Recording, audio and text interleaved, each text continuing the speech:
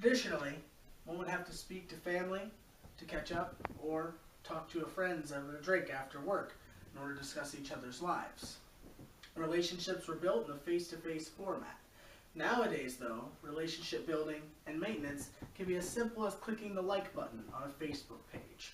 Computer-mediated communication has permeated society as far as building and working with relationships. My name is MacDougall.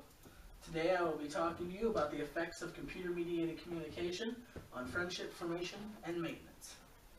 My sections will include relationship initiation, relationship maintenance, why computer-mediated communication isn't perfect, and limitations on research and suggestions for the future. So first I will discuss how relationships start. The main question here is, why are people drawn to computer-mediated communication? Ramirez in 2009 determined that it's an alternative to face-to-face communication, and acceptance of computer-mediated communication has been a long process.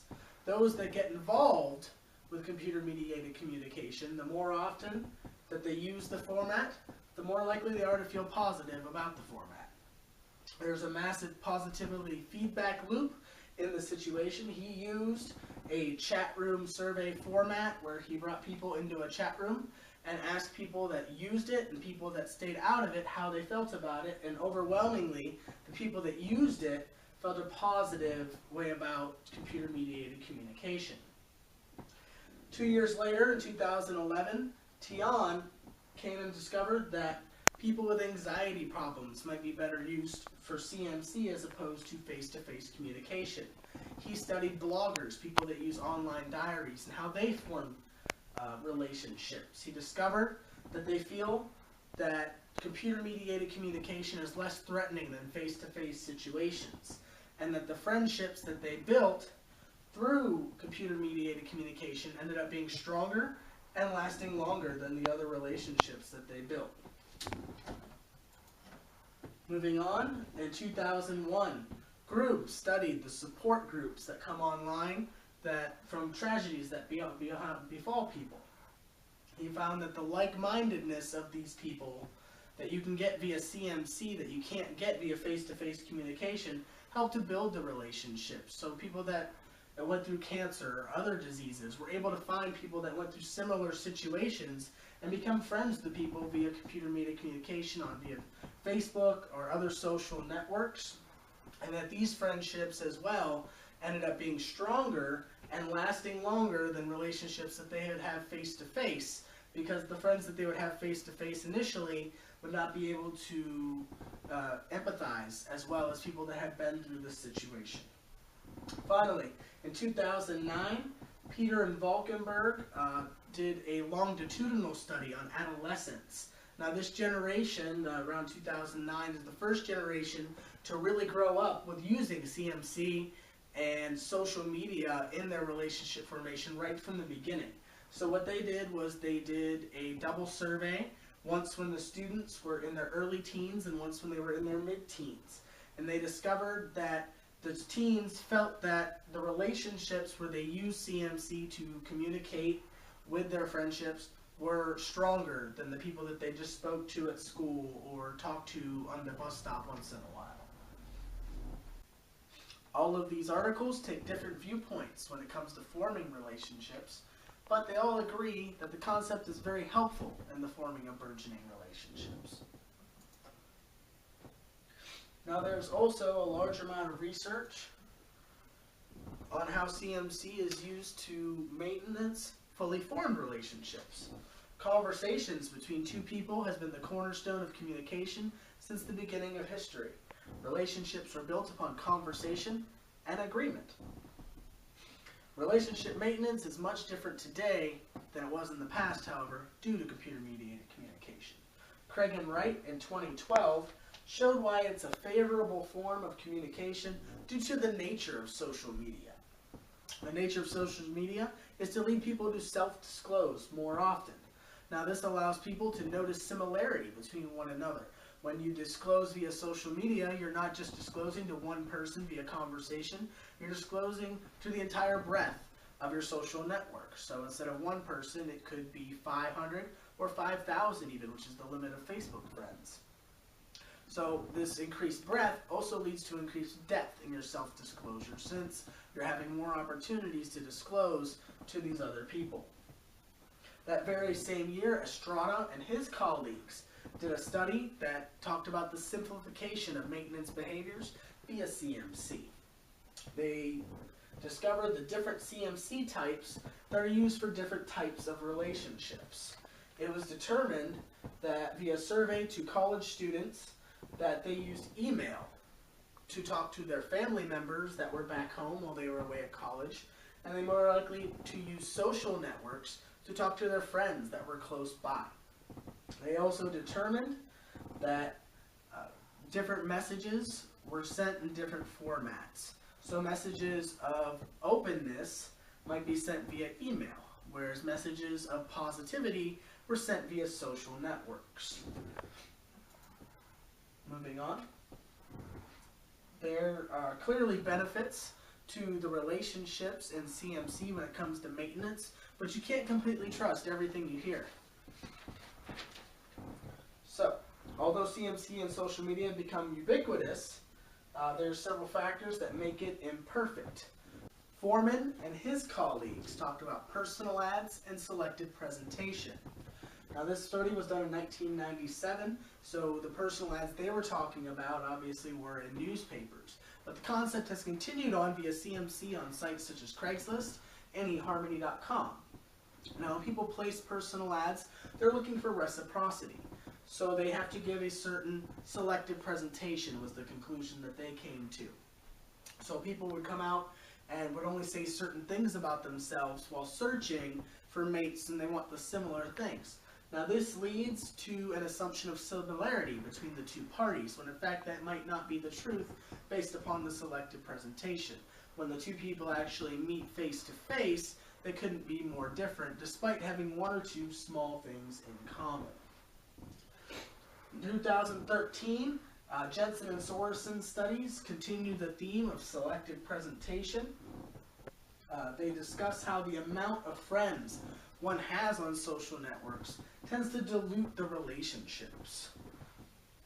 So people that get on Facebook, sites such as Facebook and have 5,000 friends, Jensen and Sorensen claim that no one can really maintain that many friendships all at once to the same level that you would consider good friends. The depth just is not there with the sheer amount of friends one can have on Facebook. Now, they came to this conclusion because of their survey of college students. There were privacy concerns on the social networks. 85% of the people that they surveyed claimed that they didn't want the people on their social network to see everything they posted, so they ended up censoring themselves. Now that leads to the question, why would you accept someone as a friend on a social network when you don't want them to see things that you might say? So it really dilutes the concept of friendship.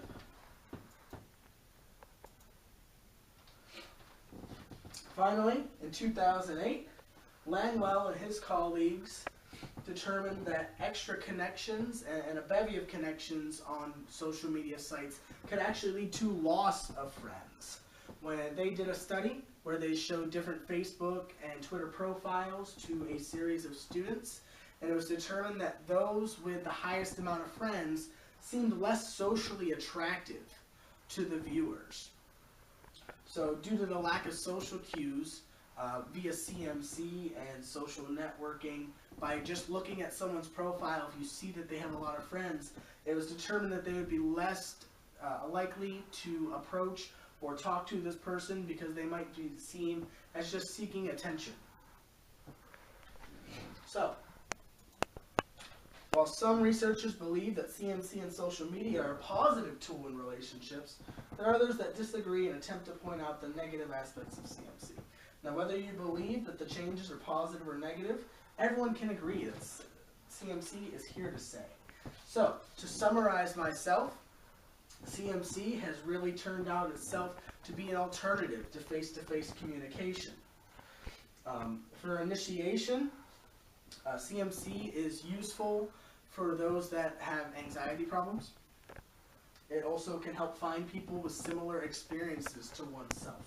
It comes off as less threatening, and it's reported that strong relationships can be built via CMC just as easily as they can be built via face-to-face communication. When it comes to maintenance, social media leads to more self-disclosure as well as more intense self-disclosure. And there really is a versatility applied to the communication via computer-mediated communication that you can't get in face-to-face context. Now, while there are many positive aspects, it's not a perfect form of communication.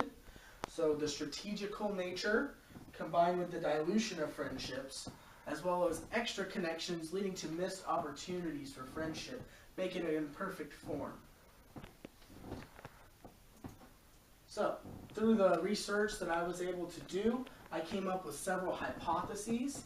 My first one was that when time will come when CMC has more value placed on it than face-to-face communication when it comes to relationship tasks. So between friendships, people will care more about likes on a Facebook page than they would about showing up to someone's birthday party. My second hypothesis was that CMC and social media will eventually become the new standard for relationship tasks.